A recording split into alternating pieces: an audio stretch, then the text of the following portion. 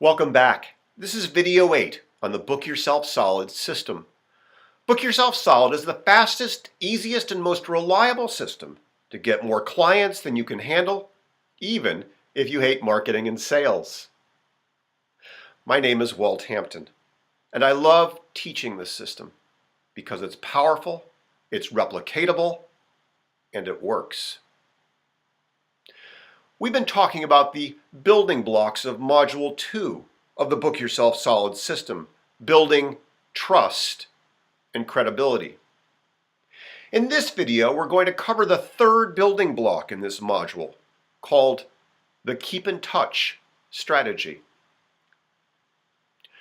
Remember, all of your sales offers should be proportionate to the amount of trust that you've earned.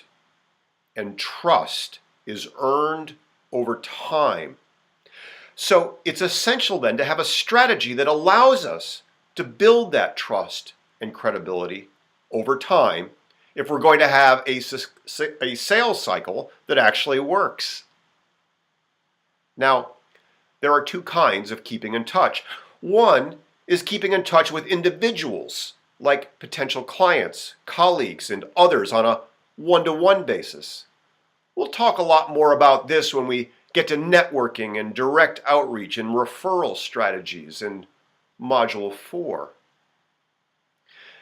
The Keep in Touch strategy also includes keeping in touch with your list in an automated way, such as when you send email broadcasts or newsletters or follow-up campaign sequences.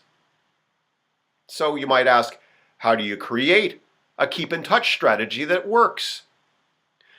Well, first of all, you need to have a system to collect the names of the people you want to reach. Building this list is one of the most important assets of your business. Second, you're going to need an automated way to be able to connect on a regular basis with your list, and a system to keep track of all of your interactions. In order to do this, you're going to need more than a simple address book or an Excel spreadsheet. You want to gather and maintain meaningful information about the people on your list. You want to be able to segment your people into groups. You want to be able to tag them with keywords that will allow you to identify how they came to you and differentiate them by industry, interests, likes and dislikes. And you'll want to be able to keep notes about each person. In other words, you'll want to have what we call a customer relation management system, a CRM. And there are quite a few to choose from. We use and like Infusionsoft because of its power and versatility, and because we can also integrate it with our sales of products and services. But there are lots of different CRMs, and I'm happy to talk you through each of the systems and discuss their pros and cons. Keep in mind, of course, that after you decide on a system, you actually have to use it. You'll collect contacts and then connect with them over time. And wherever you are starting is just fine. I had only a handful of contacts when I began. Your list will grow over time. And keep in mind, it's not just the size of your list that impacts your financial success, but even more important, the quality of the relationships that you create and nourish, yes, over time. Keep in mind, too, that you'll want to have a way to back up all of this valuable information.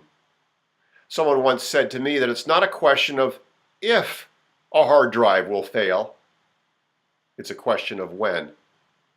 And I learned this the hard way, but thankfully I had backed up my data, and you'll want to do that too.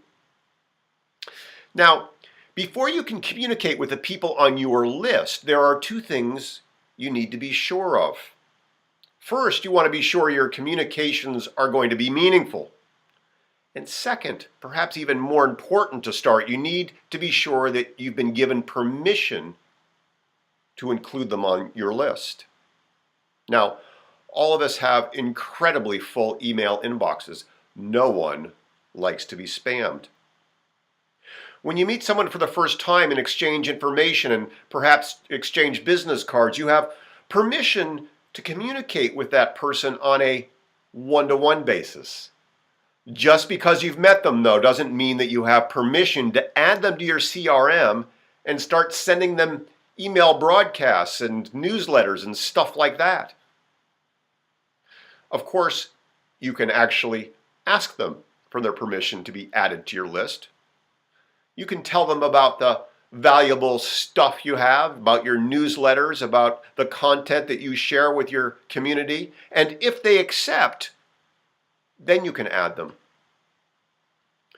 All broadcasts that you do to your list is based on the idea of permission-based marketing. Potential clients have given you explicit permission to be marketed to. The great marketing guru Seth Godin says, by only talking to volunteers, permission marketing guarantees that consumers pay more attention to the marketing message. It allows marketers to calmly and succinctly tell their story. It serves both consumers and marketers in a symbiotic exchange. Permission marketing is anticipated. That is, people look forward to it. It's personal, meaning related to that individual. And permission-based marketing is relevant, meaning that the communication has something to do with what that person is actually interested in. There are three major groups of content that fit these criteria. The first group is what I'd call helpful information, like sharing strategies and tips. The second group would be sharing what you have to offer in terms of the products and services that you share with the world. And the third group would be show and tell, sharing special announcements and interesting things that you might want your people to know about. Now, no doubt you've heard about the 80-20 rule in a variety of contexts. Apply it here in your marketing, your keep in touch strategy as well. 80% of your content should be free and it should be helpful. 20% should be a vehicle for sharing who you are and what you do and what you have to offer. Or put another way, 80% of the focus is on the people you serve and 20% or less on you. This will go a huge way in terms of building trust and credibility. Now, there are many ways to share your content and keep in touch with your potential clients. The most common are printed and mailed newsletters, emailed newsletters, keeping in touch by way of social media. We'll talk more about that in Module 4. Phone calls and old-fashioned direct mail. Of course, of these, emailed newsletters, also known as e-zines, are still the easiest and most cost-effective ways of staying in touch with your people. They are a powerful marketing tool to build your list and help position you as an expert in your field. So as you begin to think about how you might use an e-zine, you'll want to consider things like format, layout, and frequency. You'll want the e-zine to be easy for you to compose without the need for coding in HTML. You want a format that is easy for your audience to open and to scan. And you'll want to decide how frequently you want to send your email depending on your business and what your business goals are. The bottom line is this, that you need to keep in touch if you want to be in business. Keep in touch or bust. The Book Yourself Solid Keep in Touch strategy is the key to ensuring that your marketing efforts are effective and successful. And using a variety of strategies that we'll talk more about in Module 4 will help you collect more names and build your list with the people that you're meant to serve. Keeping in touch with your potential clients is critical to the process of developing trust and credibility.